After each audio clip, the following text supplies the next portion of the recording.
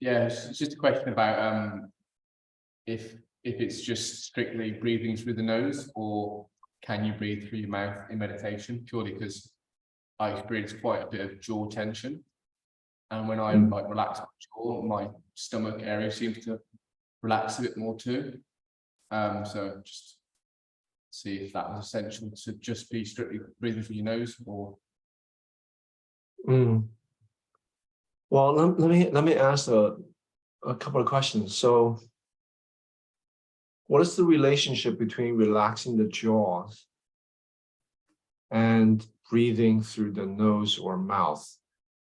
Because the jaw should be relaxed irrespective of, how you breathe, and the body should be, the center of gravity should sink down, and the abdomen should be relaxed, irrespective of how we breathe.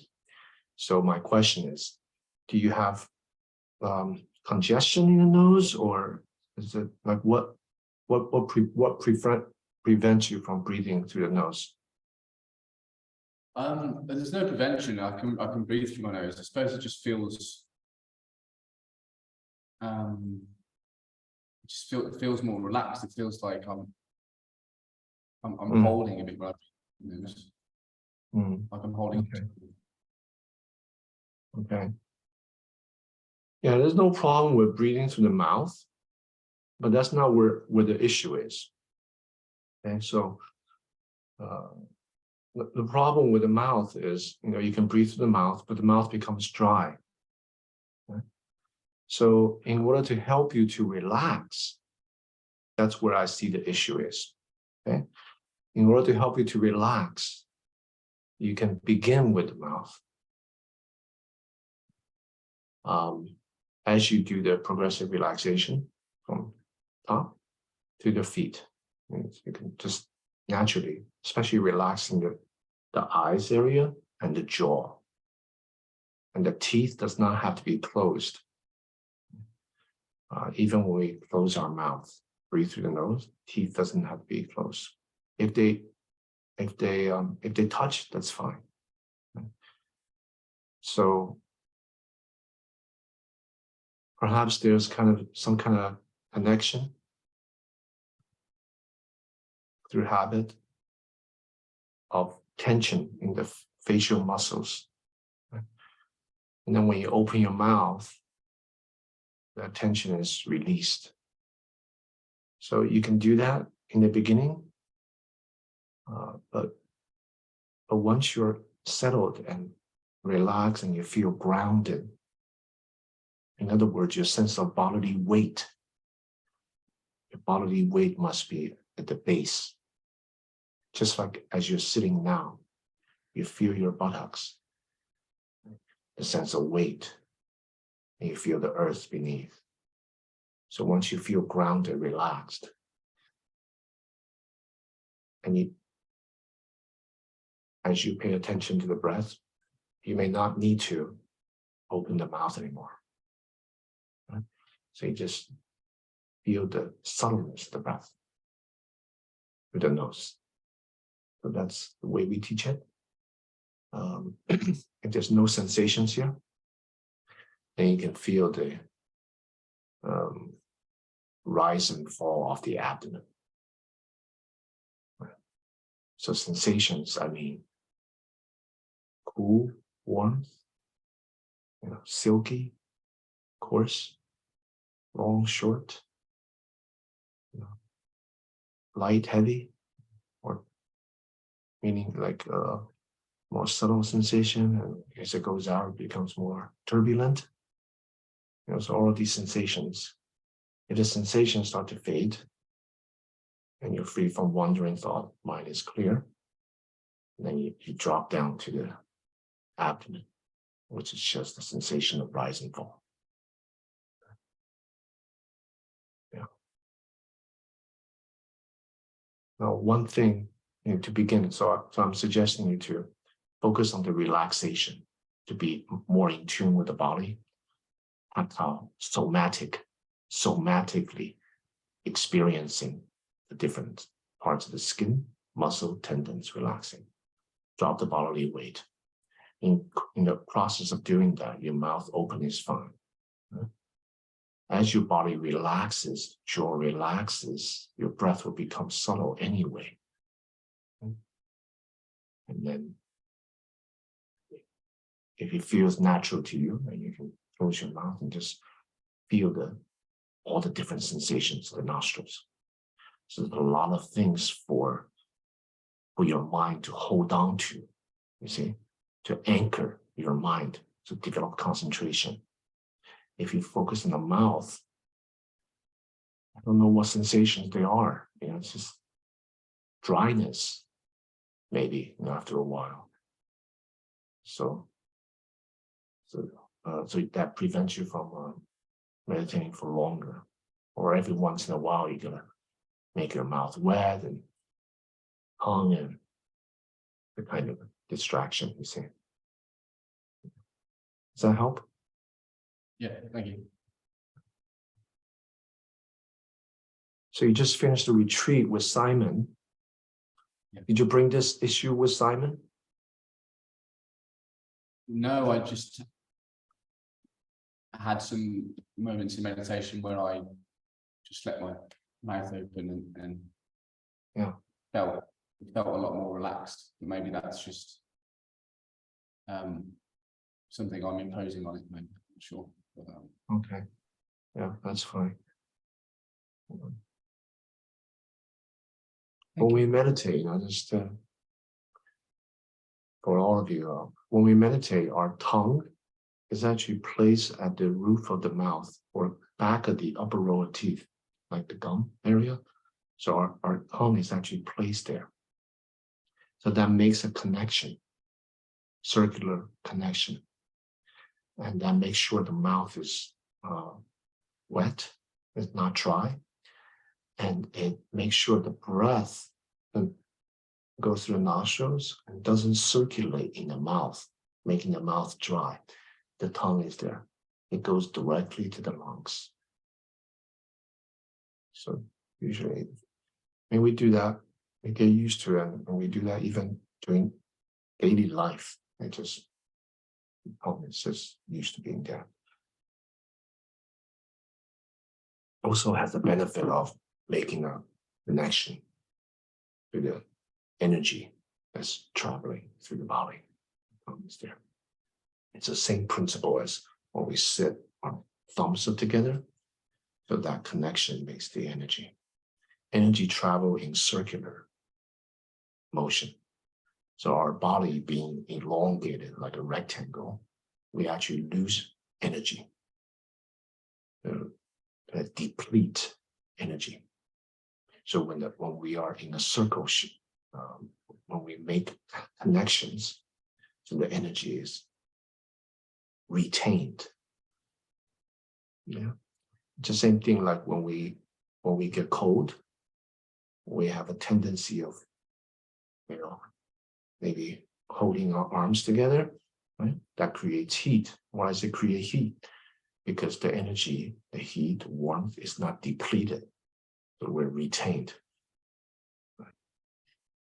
Same thing with the hands. So that's why in the Zen tradition, in cold weather, instead of sitting like this with the hands, we actually sit like this, like a half fist. So that retains the heat. Yeah. So there's a small fun thing that you can do it's for all of you. You can put your hand in the freezer. Try this experiment. Put your hand in the freezer. It's cold, right?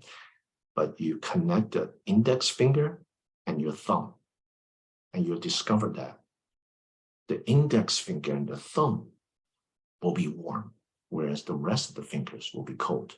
Why is that? Connection. So that's how chi or prana in Sanskrit or Japanese ki that circulates in the body when there's a connection.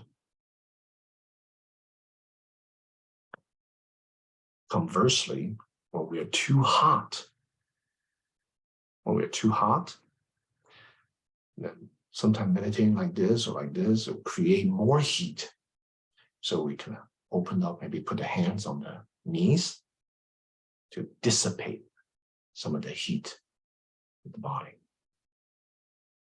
So all of which is part of working with the body, knowing more about the body, how to work with the energy. It's not the primary point of meditation practice, but it's just a side thing that we know. Through practice, become more aware of the body, so on.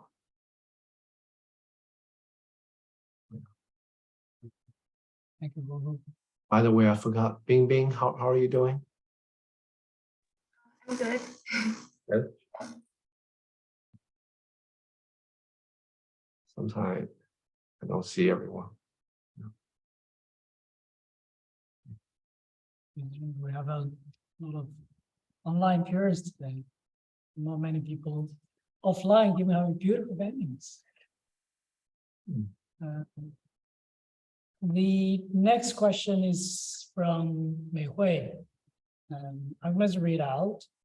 I find it difficult to get rid of wandering thoughts by various methods of counting the breath. And where are the wandering thoughts coming from? Is it simply because of ordains, obstacle, or any problem faced by a person in life? Or it is relevant to karma or consciousness? Okay. The most important thing in practice is not whether there are wandering thoughts or not. It's the attitude, your attitude. 心情, 你的心境. That's the correct attitude. So when we sit, we first relax the body and ground, and we check in on our attitude. We check in on the undercurrent feeling tone. We make sure that is not grasping, not trying to get rid of something, including wandering thoughts. Don't try to battle with them. So our attitude towards that should be being at ease and content. That's very important, because it is our undercurrent feeling tone, our attitude towards things, that actually frames our experience, that shapes our experience in meditation. And Excuse me, can I interrupt? I don't quite understand what you mean by undercurrent feeling tone. Okay. 心境. 心境. 心情. It's more subtle. It's not thoughts. It's not fully formed ideas and notions and labels and words and language. Right? So it's not an ordinary, fully formed thought, wandering thought. So an easy way to understand is, like right now, your attitude in this moment. It's not like you're thinking, oh, I'm thinking of this and that. It's just a little bit of a turbulence, angst, a little bit of maybe stuck feeling, or it could be very happy. So you're not thinking, oh, I'm so happy today. No, it's just throughout the day, we have these feeling tones shifts, right? It's like an outlook. These are made up of very subtle thoughts, but they're not the thoughts that we normally understand thoughts, right? In English, which is like fully formed idea, monologue, talking to yourself, not that kind. It's this subtle continuum of these tones, these attitude shifts, right? That shapes your experience. that shapes completely the way you meditate. And it is that that changes, that transforms through practice. Thought's another problem. So your attitude towards thought, try to get rid of it. Right?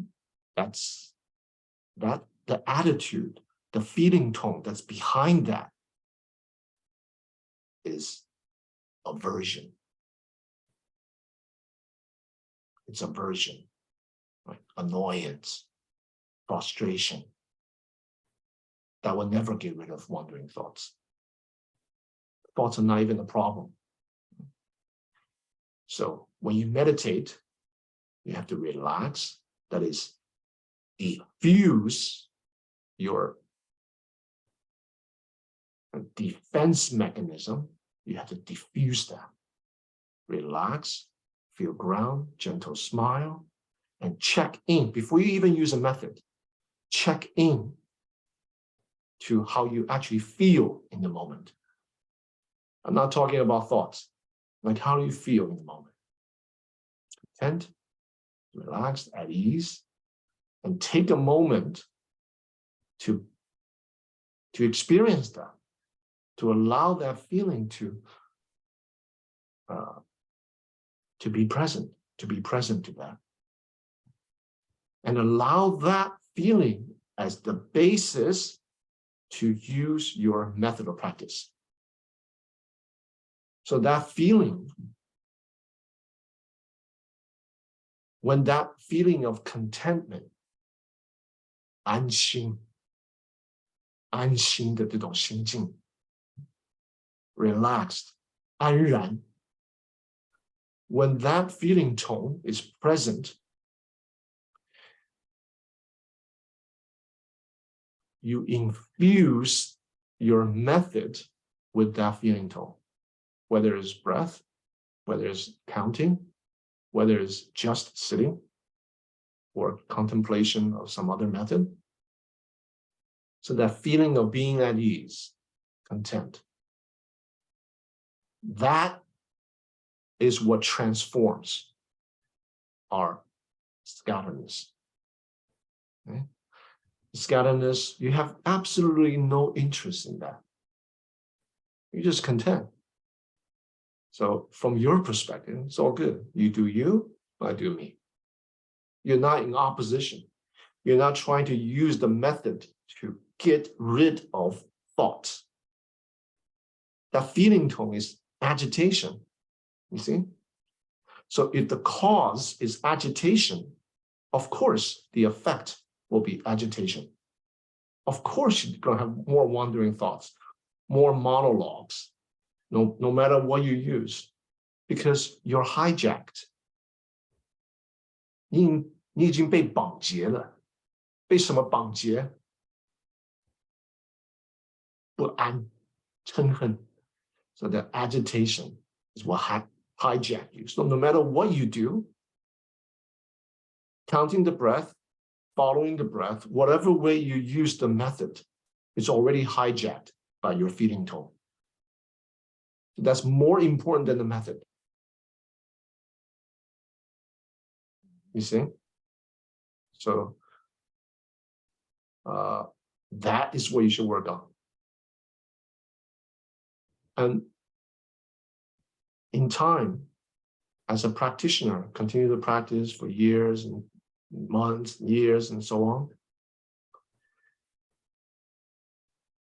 The most noticeable transformation of that individual is actually feeling tone, if that person is practicing correctly.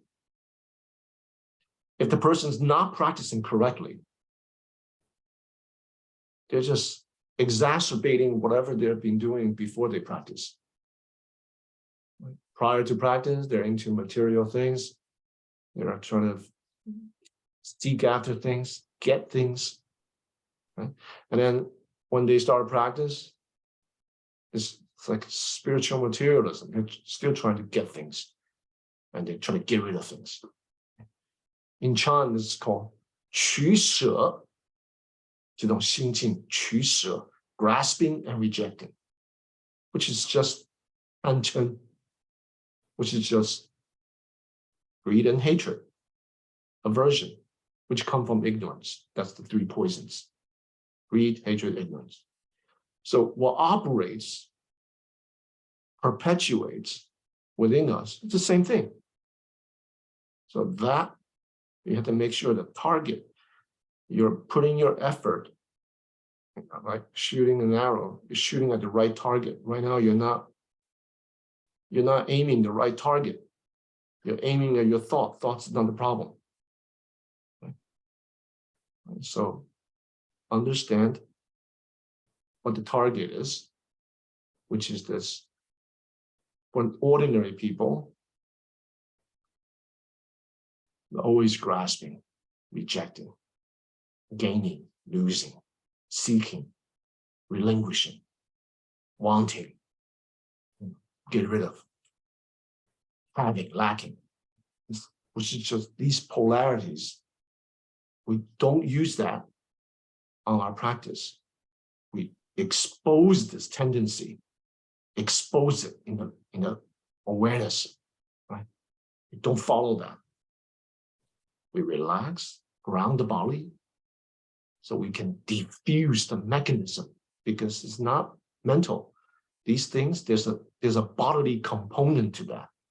So you have to come at it through relaxing the body, relaxing the defense mechanism around your body. Then, 你的心情, your feeling tone will kind of be at ease. And you familiarize yourself, 熟悉它, familiarize yourself with it. What it feels like to be feeling good, feeling all right. It doesn't matter. Nothing can disturb you. With that feeling tone, attitude, we use the method. So wandering thoughts, it doesn't matter. You don't care. Where does it come from? You love your method. You love your feeling tone. There's an appointment with yourself. Then the wandering thoughts will diminish. Why? Why would wandering thoughts diminish? Because we're not engaged in grasping and rejecting. 取舍贪嗔有无 成立失败 success, failure, having, lacking. We're not entertaining the three poisons. That's why concentration develops. That's why clarity manifests. It's all about feeling tone. It's all about our attitude. Everything. All of the Mahayana teachings, generosity, patience, diligence, 六波罗蜜, 我现在在讲, everything, it's about feeling tones. Everything. I can't stress this. All of the Mahayana teachings, it's about transforming how we actually feel. It's not about talking to yourself, doing generosity or being patient, forcing yourself to suppress. No. It is always the feeling tone that's shaping your experience of the world and yourself. Always. So these subtle undercurrent subtle shifts. I don't call them emotions, because emotions are like thoughts. They are fully formed. Like angry, jealous, fully formed emotion. Feeling tones are subtle, not formed yet. It's like how you feel now. You have to familiarize. How do you feel now? Right now.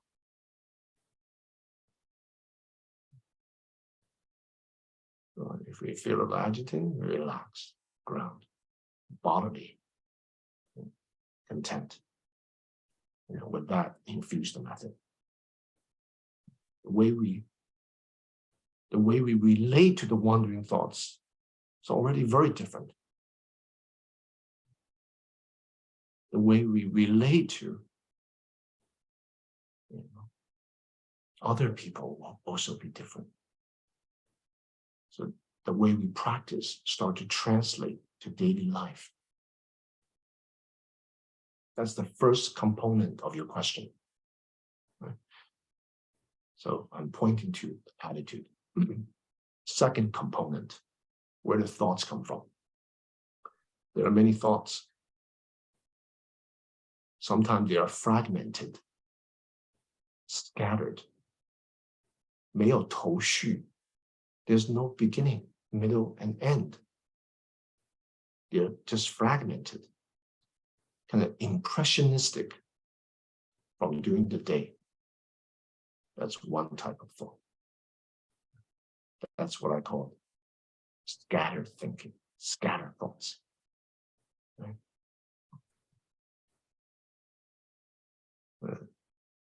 念头, 杂念. You understand the Chinese? Yeah. So that's one type. Second type, discursive thinking.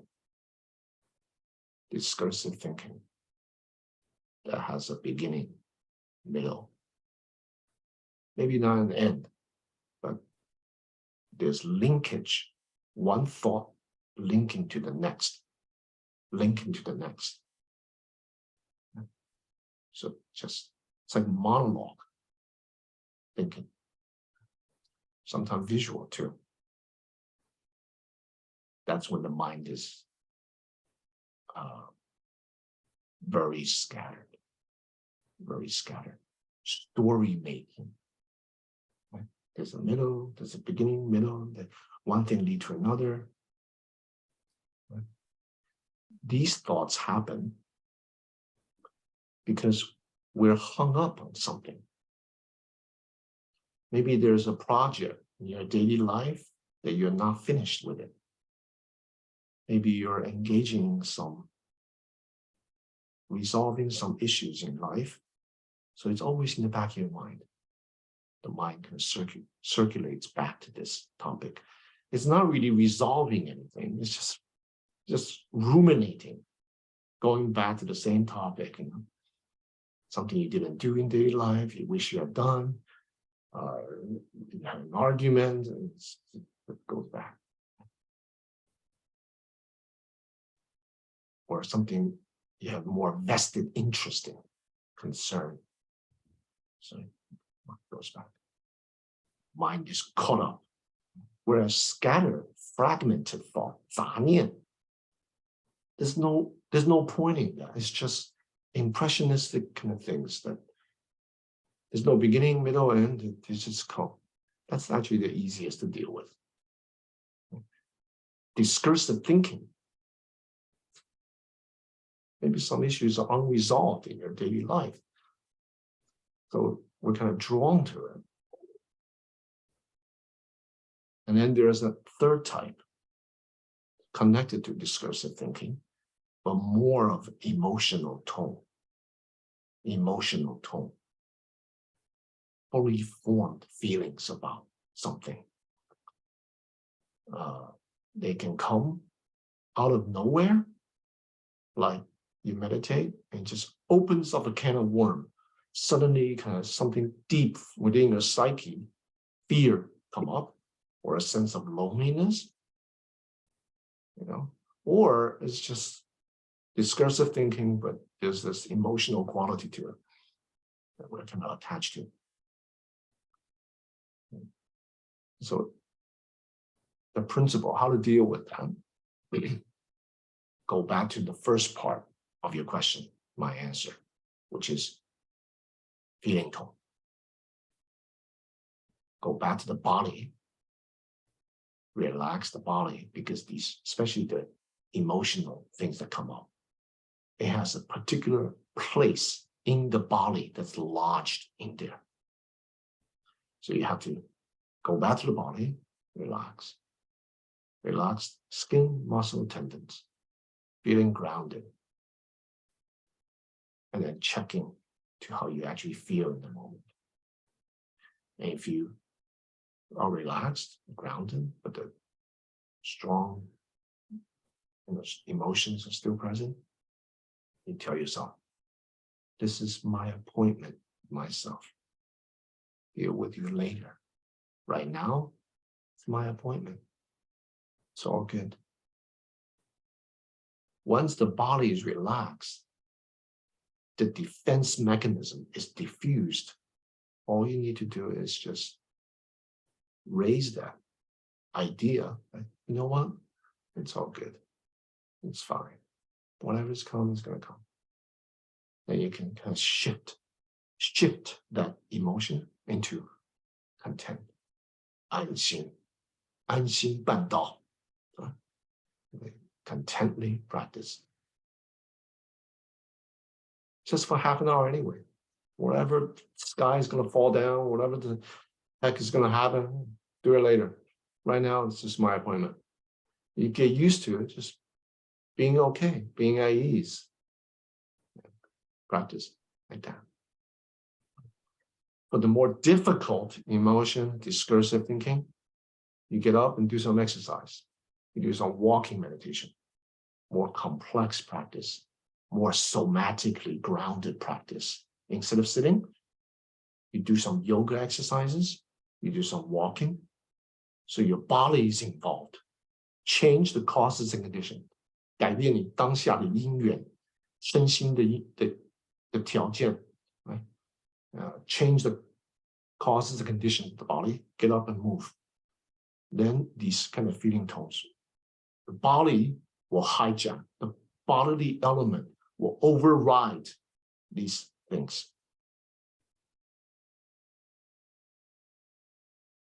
Okay? Okay, thank you. Yeah. You got 3 minutes left.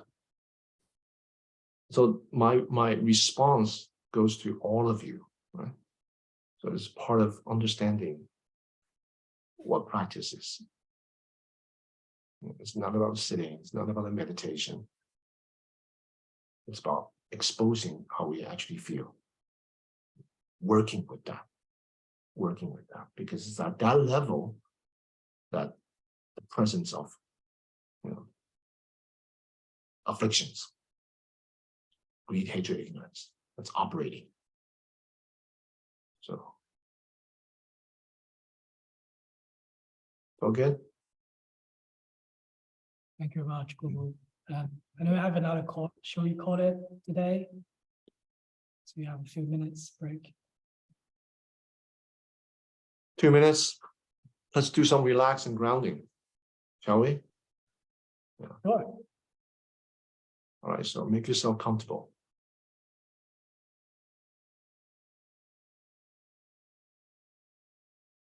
You begin with feeling your body in this space, whatever space you're in. You can open your eyes, take a look at the space, and then you feel your body sitting. And then you relax, go to the top, relax, down the forehead, trickling down, relaxing the skin, the muscles, the space between the eyebrows.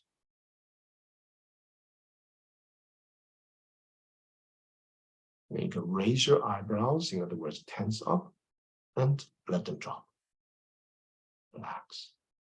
Raise them up and drop. Do that a few times. Familiarize yourself with a sense of release.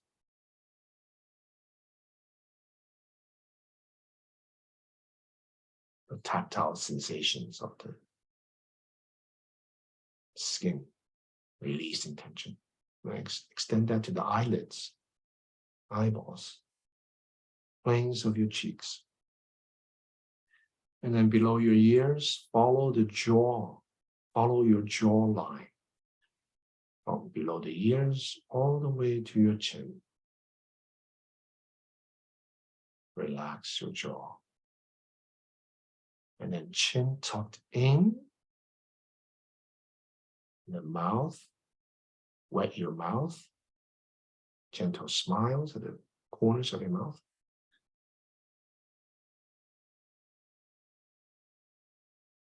Then feel your shoulders relax. To raise them up, let them drop. So feel this release. And then allow that release to sink down through the arms into the palms. And then the chest. Feel the rise and fall, following the rhythm of your breath. And with the exhalation, sink the bodily weight down as you exhale. Right down to earth. Then we're going to do an expedited process. So just now go directly to earth. Feel the sense of weight. And check into your feeling tone. How you feel in this moment? Relaxed? Are you at ease? Feeling content? Needing nothing from the outside. Don't need to grasp anything. Don't need to get rid of anything. Everything's all right.